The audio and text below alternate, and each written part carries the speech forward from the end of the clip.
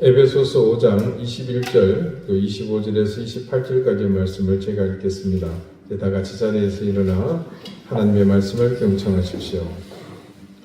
그리스도를 경외함으로 피차 복종하라. 남편들아, 아내 사랑하기를 그리스도께서 교회를 사랑하시고 그 교회를 위하여 자신을 주신 같이 하라. 이는 곧 물로 씻어 말씀으로 깨끗하게 하사 거룩하게 하시고 자기 앞에 영광스러운 교회로 세우사 티나 주름 잡힌 것이나 이런 것들이 없이 거룩하고 흠이 없게 하려 하심이라. 이와 같이 남편들도 자기 아내 사랑하기를 자기 자신과 같이 할지니 자기 아내를 사랑하는 자는 자기를 사랑하는 것이라. 아멘. 자리에 앉으시기 바랍니다. 하나님께서 이 말씀으로 우리에게 은혜 주시기를 원합니다. 지난주 본문 말씀은 그리스도를 경외함으로 피차 복종하라 21절로 단락이 끝이 납니다. 그리고 새롭게 시작하는 단락은 아주 짧게 제목이 붙어 있죠. 여러분 성경에 보면 뭐라고 되어 있습니까? 네, 아내와 남편입니다. 그리고 다음 장으로 이어지는 단락은요, 부모와 자녀의 관계에 관한 말씀이며 또 마지막은 상전과 종의 관계에 대한 말씀입니다. 앞에 문장에 대한 종결로 21절이 이어지는 것은 극히 자연스럽습니다만은 저는 이 21절의 말씀이 다음으로 이어지는 그 말씀에 대한 큰 의미로서의 주제가 아닌가 하는 생각이 들었습니다. 부부간, 또 부모와 자녀, 종과 상전은 모두 그 시대, 그때 당시의 상황으로 볼 때는 매우 일반적입니다. 그렇죠? 아내는 무조건 남편에게 복종했고 자녀도 마찬가지고 종도 마찬가지였습니다. 하지만 복음으로 새롭게 거듭난 그리스도인에게는 그 관계가 이전과 달라집니다. 저는 그 다름의 핵심이 바로 복종에 있다고 봅니다. 왜 그것이 달라지는가 했을 때에 예전에는 일방적인 한쪽으로의 복종이 요구되었지만 말씀은 그것을 뛰어넘어서 서로 말씀에서처럼 피차에 복종하라는 새로운 차원의 복종이 요구되기 때문입니다. 지금은 물론 시대가 변하면서 가치관이 많이 달라졌습니다. 그리고 그 달라짐은 성경에서 이미 말씀하고 있는 것으로 나아가고 있는 것을 볼 수 있습니다. 오늘 본문은 남편이 아내를 어떻게 생각해야 하는지에 대한 교훈입니다. 우선 성경 말씀은요, 부부에 대해서 어떻게 가르치고 있는지 그 내용을 보는 것이 중요합니다. 그렇기 위해서는 결혼이 어떤 의미가 말씀에서는 말하고 있는지를 보는 것이 선행되어야 되겠죠. 우리가 결혼에 대해서 착각하는 것이 있습니다. 결혼이라는 것은 상대에 대해 아는 것을, 알에 대한 종결이 아닙니다. 결혼은 오히려 그 시발점이죠. 상대를 다 알았기 때문에 결혼하는 것이 아니라 결혼함으로써 비로소 상대의 실상을 알기 시작하는 거죠. 남자든 여자든요, 벌거벗은 상대의 인격과 모습을 있는 그대로 보기 전까지는 상대방에 대해서 본 모든 것이 사실은 실상이 아니라 허상입니다. 그 허상이라는 것은 각자의 바람이나 생각이 만들어낸 허상일 수도 있고요, 상대가 꾸며낸 그런 허상일 수도 있습니다. 내가 상대방에게 내 꾸민 허상을 보여주었듯이 상대방 역시 그렇게 했기 때문입니다. 그러므로 진정 행복한 부부가 되기 위해서는 서로가 품고 있는 상대의 허상을 먼저 깨트려야 합니다. 그런 다음 자신의 눈앞에 있는 상대의 그 실상을 인정하고 받아들여야 하는 거죠. 나는 도저히 받아들일 수 없다. 예, 그러다 할지라도 그렇게 해야 하는 거죠. 창세기 1장 27절에 이렇게 말씀합니다. 하나님이 자기 형상 곧 하나님의 형상대로, 누구의 형상대로요? 하나님의 형상대로 사람을 창조하시되, 그 다음에 이어지는 말씀이요, 남자와 여자를 창조하셨다고 합니다. 자, 하나님이 사람을 만들 때 당신의 형상을 따라서 남자만 만든 게 아닙니다. 여자도 함께 만드셨죠. 이것은요, 하나님께서 남자나 여자만의 형상이 아니라 남자와 여자 형상을 동시에 지니고 계심을 의미합니다. 우리 하나님의 속성에 대해서 배웠던 거 기억하시죠? 그분에게는 여성성도 분명히 있습니다. 그러므로 남자 혼자서는 하나님을 온전히 알 수 없는 거죠. 여자도 마찬가지입니다. 이것은 남자와 여자가 결합할 때만 가능합니다. 부부가 된 남자와 여자는요, 배우자를 통해 자신에게 없는 하나님의 형상을 발견해 감으로써 남자와 여자의 형상을 지니신 그 하나님을 온전히 만나게 되는 겁니다. 그래서 하나님께서는 반드시 남자와 여자를 짝지어 부부가 되게 하셨습니다. 결혼의 신비로움은 여기에 있는 거죠. 자, 마가복음 10장 6절에서 9절 말씀입니다. 창조 때로부터 사람을 남자와 여자로 지으셨으니, 그죠? 이러므로 사람이 그 부모를 떠나서 그 둘이 한 몸이 될지니라. 이러한즉 이제 둘이 아니요 한 몸이니, 그러므로 하나님이 짝지어 주신 것을 사람이 나누지 못할지니라 하시더라. 이 세상에는 수많은 남자와 여자가 있습니다. 하나님께서 그 많은 사람 중에서, 그 많은 관계성 중에서, 또 가능성 중에서 유독 지금의 배우자와 부부 되게 하신 것은 그 사람을 통해서만 내가 온전히 하나님을 알 수 있기 때문입니다. 그 사람을 통해서만 내 속에서 하나님의 형상이 온전히 회복될 수 있기 때문입니다. 다른 사람으로는 안 됩니다. 오직 현재 있는 배우자만 가능합니다. 그러므로 지금 내가 배우자로 인해 말할 수 없는 고통을 겪고 있다? 그러면요, 그 고통 없이는 내 모난 마음이 깎여지지 않기 때문에 하나님께서 그것을 주시는 겁니다.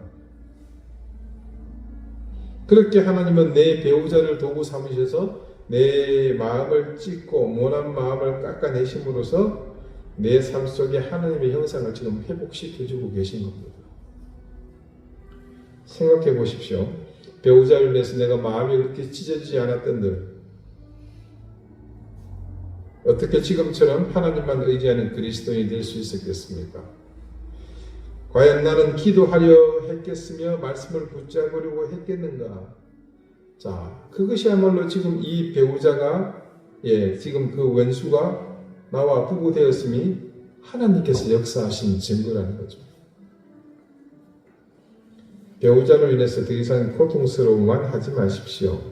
오히려 피할 수 없는 상황을 여러분 자신을 하나님의 형상으로 더욱 회복시켜가는 기회로 삼으십시오. 내가 정령 변화되었을 때 하나님께서 여러분의 배우자를 책임져 주십니다. 그걸 믿어야 합니다. 여러분, 내가 훈계해서 내가 가르쳐서 배우자를 사람으로 만들 수 있다는 착각 버려야 합니다. 여러분의 훈계만으로는 여러분의 몸으로 난 자기 자식도 바로 세울 수 없는데 어떻게 그 훈계가 이미 성인이 된 남의 자식을 바꿀 수 있겠습니까? 오히려 정반대의 결과만 나올 뿐입니다. 먼저 내가 나를 사랑하시고 내 체질을 아시는 하나님께서 지금의 배우자를 주신 의미를 깊이 깨닫기를 바랍니다. 그런 다음에 나 자신을 믿음으로 바르게 갖고 갈 때 내 삶을 통로로 삼아서 하나님께서 배우자를 반드시 책임져 주실 것입니다. 이것이 나를 배우자와 한몸 되게 하신 하나님의 뜻입니다. 내가 지금의 배우자와 부부 되었으면 어떻게 생각해도 나를 향한 하나님의 은총이요 사랑입니다. 오늘 말씀은요, 그런 부부 가운데 남편의 자세에 대한 말씀입니다. 그럼 본문 순서를 보면 아내가 사실 먼저거든요. 근데 시대의 흐름상 남편을 먼저 보는 게 이게 더 타당할 것 같아서 제가 조금 의도적으로 바꿨습니다.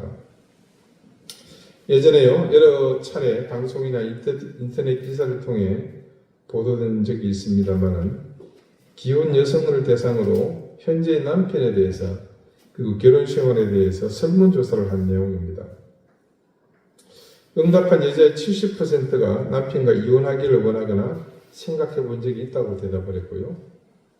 60%는 다시 태어나면 현재의 남편과는 절대로 결혼하지 않겠다고 응답했다고 합니다. 이게 2000년도 초반의 데이터예요. 지금 한 20년 지났죠. 아마 수치는 더 많이 달라졌을 것입니다. 부정적인 방향으로. 근데 그 설문조사에서 유독 내 아내만은 예외일 것이라고 착각해서는 안 됩니다. 참으로 한심한 사실은 그렇게 응답한 주부를 아내로 둔 남편의 거의 모두가 자기 아내가 이혼을 꿈꾸고 있음을 상상조차 못하고 있다는 것이죠. 놀라지 말아야 할 것은요, 응답자 가운데 한 사람은 내 아내인지도 모릅니다. 나는 이제껏 단 한 번도 남편으로서 남편다운 도리를 다한 적이 없는데 아내가 목석이 아닌 바에야 나와의 결별을 생각해 보는 것은 너무 당연하지 않겠습니까? 내가 그리스도 앞에 진정으로 바로 서기 전까지는 나 자신이 얼마나 형편없는 남편인지 스스로는 알 도리가 없습니다. 그러므로 내가 끝내 그리스도 앞에 바로 서지 않으면 천하를 주고도 다시 얻지 못할 나의 현숙한 아내를 잃을지도 모릅니다. 계속해서 창세기 2장 18절 말씀입니다. 여호와 하나님이 이르시되 사람이 혼자 사는 것이 좋지 아니하니 내가 그를 위하여 돕는 배필을 지으리라 하시니라. 하나님께서 남자를 위한 인형 혹은 이 종의 목적으로 남자에게 여자를 주신 것이 아닙니다. 말씀은 분명히 뭐라고 증거하고 있습니까? 돕는 배필로 여자를 주셨습니다. 이것은요, 다른 말로 남자는 여자의 도움 없이는 그 인생이 결코 완성될 수 없음을 의미합니다. 남자 홀로 자기 인생을 완성할 수 있다면 하나님께서 구태여 돕는 배필을 따로 지어주실 필요가 있었겠습니까? 남자의 인생은요, 오직 여자의 도움 속에서만 결실이 됩니다. 로마의 황제 시저가 아침에 일어났습니다. 그때 아내가 원로원에 나가지 말라고 했었습니다. 이 시저는 반드시 아내의 말을 들었어야 했습니다. 그러나 시저는 아내의 말을 암탉우는 소리 정도로 하찮게 여기고 나갔다가 바로 그날 그가 그토록 믿었던 사람들에 의해서 무참하게 난도질 당해 죽고 말았습니다. 시저는요, 중요한 한 가지 사실을 모르고 있었습니다. 그의 아내가 비록 로마의 정치에 관해서는 문외한이지만 그러나 남편인 자신을 본능적으로 도울 수 있는 능력이 아내에게 있다는 사실을 말합니다. 아내의 말 한마디가 자신이 믿는 수많은 사람의 100마디보다도 자신에게 더 유익하다는 것을 말합니다. 시제가 이런 중요한 사실을 알았다면 그런 비극적인 종말은 맞이하지 않았을 겁니다. 성경 말씀 가운데도 그런 경우가 있었습니다. 본디오 빌라도가 예수님을 재판하려는 날에 있었던 일입니다. 마태복음 27장 17절에서 19절 말씀입니다. 자, 그들이 모였을 때에 누구겠습니까? 예수님을 고발하려고 유대인들이 몰려온 거죠. 빌라도가 물어 이르되 너희는 내가 누구를 너희에게 놓아주기를 원하느냐? 바라바냐? 그리스도라 하는 예수냐 하니 이는 그가 그들의 시기로 예수를 넘겨준 줄 알미더라. 총독이 재판석에 앉았을 때에 그의 아내가 사람을 보내어 이르되 저 옳은 사람에게 아무 상관도 하지 마옵소서. 오늘 꿈에 내가 그 사람으로 인하여 애를 많이 태워나이다 하더라. 자, 빌라도가 예수님을 재판하기 위해 그 재판장에 앉았습니다. 그때 아내가 사람을 보내서 이 의로운 예수에게 행위가 잘못된 판결을 할까 두려워서 그렇게 하지 말라고 당부합니다. 그러나 민중의 밀세에 눌린 빌라도는요, 아내의 충고를 묵살하고 예수님에게 사형을 언도하죠. 빌라도 역시 자신을 도울 수 있는 힘이 아내에게 있다는 사실을 몰랐습니다.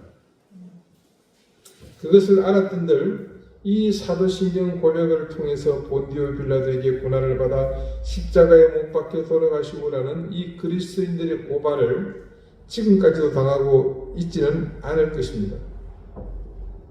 본디오 빌라도에게 고난을 받아. 본디오 빌라도에게. 아마 우리가 아까 그 고백할 때 한국에 있는 모든 교회들이 그 시간 똑같은 시간도 비슷할 거예요. 시차에 따라서 전 세계 교회가 지금 이 주일을 기준으로 해서 전부 다 한마디씩 할 거 아닙니까? 천하에 이런 저주받은 이름이 또 어디 있겠습니까? 생각해봐요. 여러분 입으로 본디오 빌라도 수천 번 내실 겁니다. 생전 알지도 못하는 누군가를 위해서 그렇게 저주해 본 적이 있으십니까?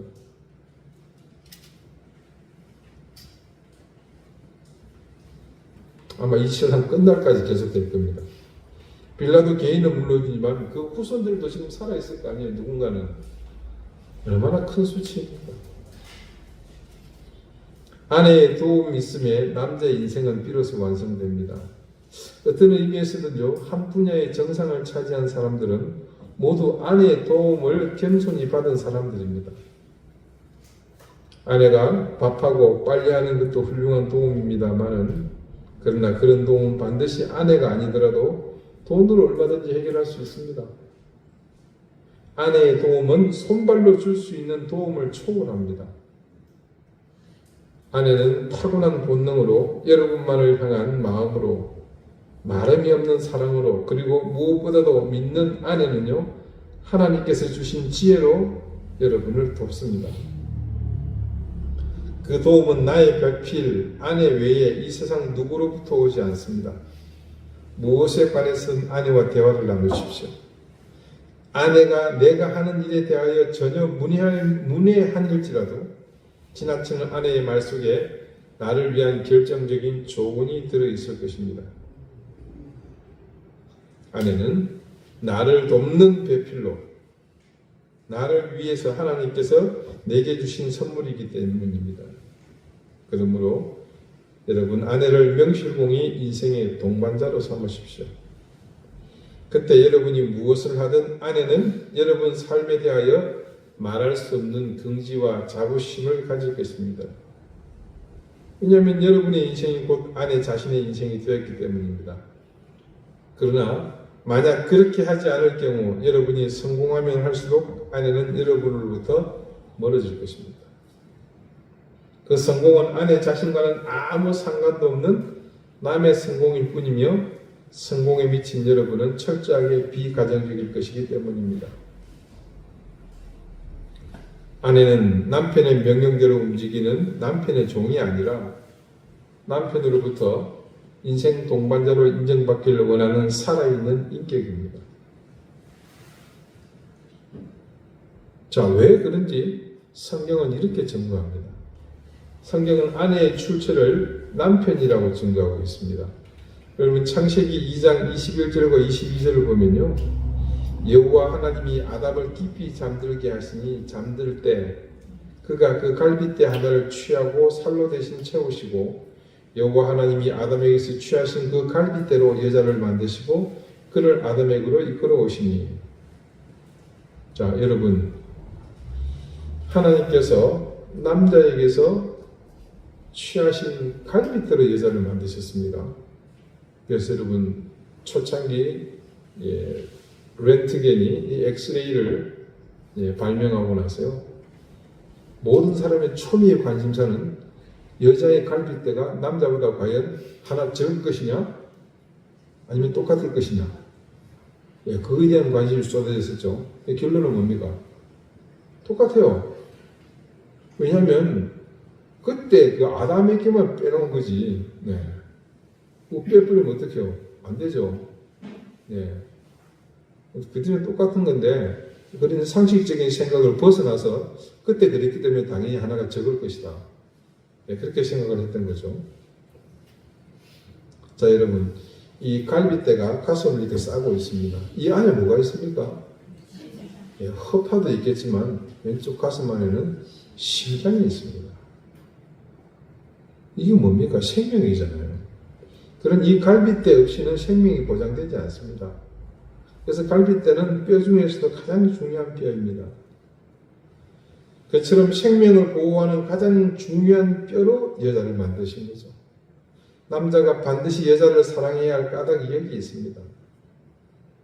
남자가 여자를 사랑하는 것은 바로 자기 생명을 사랑하는 것입니다. 남의 집 여자를 그렇게 하라는 게 아닙니다. 여자는 남자의 생명이기 때문입니다. 그래서 여자를 보자마자 아담은 이렇게 말했죠. 여호와 하나님이 아담에게서 취하신 그 갈빗대로 여자를 만드시고 그를 아담에게로 이끌어 오시니 아담이 이르되 이는 내 뼈 중에 뼈요 살 중에 살이라. 뭡니까? 내 생명 중에 생명이라는 뜻입니다. 이 말씀에 따르면 배우자인 아내를 사랑해야 하는 것은 아내를 사랑함이 곧 자기 자신을 사랑하는 것이라는 사실을 알 수 있습니다. 그런 의미에서 아내는 반사경입니다. 사랑을 비추면 사랑을 되돌려주고 무관심을 비추면 무관심이 되돌아올 뿐입니다. 아내는 팝콘 기계와 같은 증폭기입니다. 사랑을 넣어주면 빵 2배, 3배 키워서 돌려줍니다. 남자들 잘 모르죠. 아내에게 길거리에서 5,000원짜리 목걸이를 하나 사다 줘도 아내는 똑같은 5,000원짜리 사다 준 거 없습니다. 그 작은 거에 감동해서 더 큰 것을 갖다 주죠.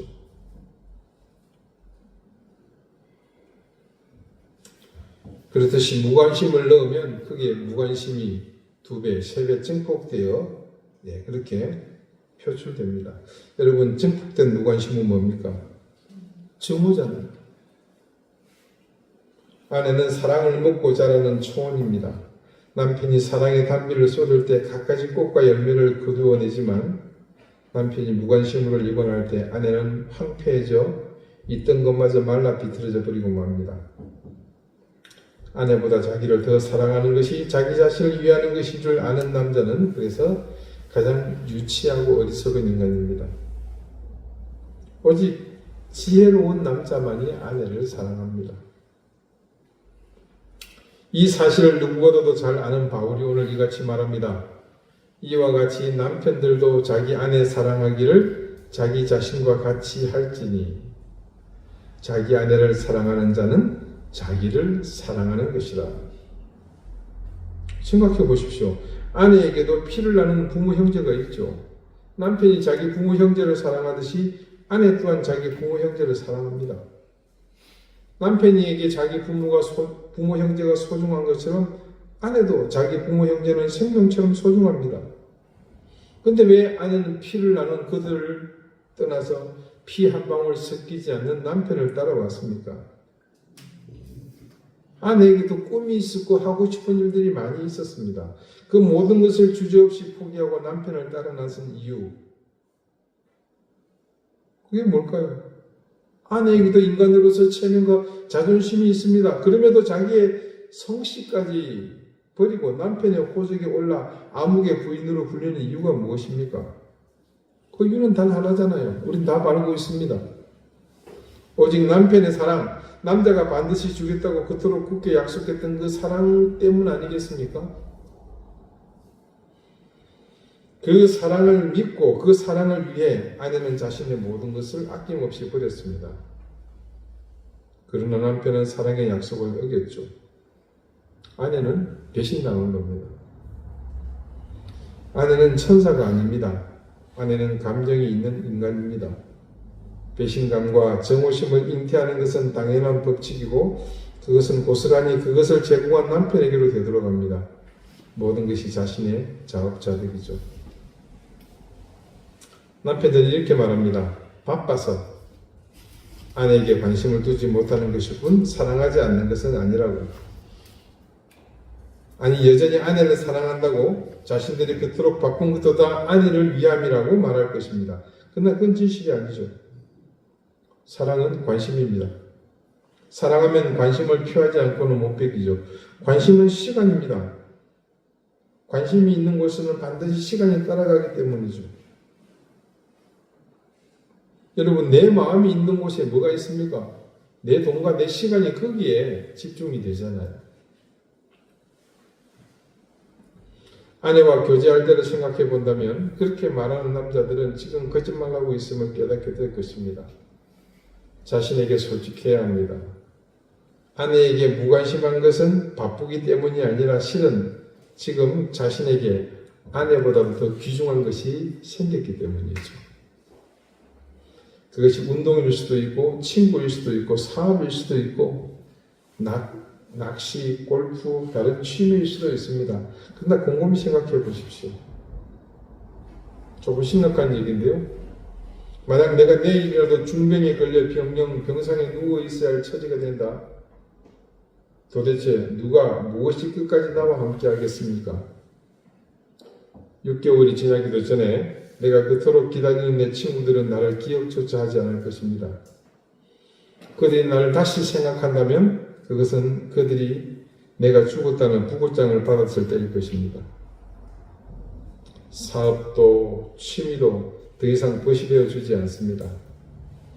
이 세상 모든 것이 나를 버리고 떠나도 끝까지 내 곁을 지키고 있을 사람은 오직 한 사람, 아내뿐입니다. 내가 이 세상을 떠나 관 속에 눕는 날, 내 죽음을 진심으로 슬퍼할 사람도 아내뿐입니다. 그리고 이 세상에 남아서 내가 못다 이룬 뜻을 자식들의 삶 속에 심어줄 사람도 아내뿐입니다. 지금으로부터 그래서 진정으로 아내를 사랑해야 합니다. 아내 사랑하기를 멈추지 않을 때 아내는 우리가 준 사랑에 자신의 생명으로 보답할 것입니다. 아내는 오직 여러분의 그 사랑 때문에 모든 것을 버리고 여러분을 따라 나선 여러분의 뼈 중에 뼈요 살 중에 살이기 때문입니다. 자, 새신자반 우리 책 마지막과 그리스도인의 가정생활 남편의 의무편에서 대부분 발췌한 내용들입니다. 이 본문을 두고 아무리 찾아봐도 이것보다 더 훌륭하고 구체적이고 세밀하게 아내의 가치에 대해서 성경적으로 설명해 놓은 것이 없습니다. 지금 이 자리에 남편이라고는 얼마 없는 것 같은데, 그래서 우리 아내 되신 분들은 이거 내가 드려야 할 소리가 아니라고 귀를 막고 있을지 모르겠지만, 그렇지만 저는 그런 생각을 해봅니다. 듣고 계신 아내 여러분, 적어도 여러분은 남편에게 이런 아내로서 자질이 충분한 사람이 되시기를 바랍니다. 상대적입니다.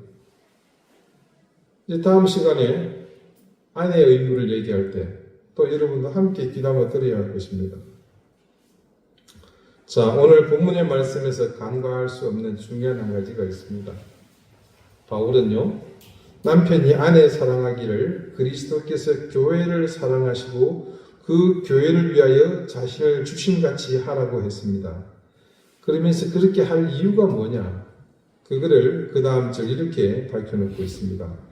물로 씻어 말씀으로 깨끗하게 하사 거룩하게 하시고 자기 앞에 영광스러운 교회로 세우사 티나 주름 잡힌 것이나 이런 것들이 없이 거룩하고 흠이 없게 하려 하심이라고 했습니다. 요지는 뭡니까? 거룩하게 하려고, 구별되게 하려고. 무슨 말입니까? 아내와 교회를 말입니다.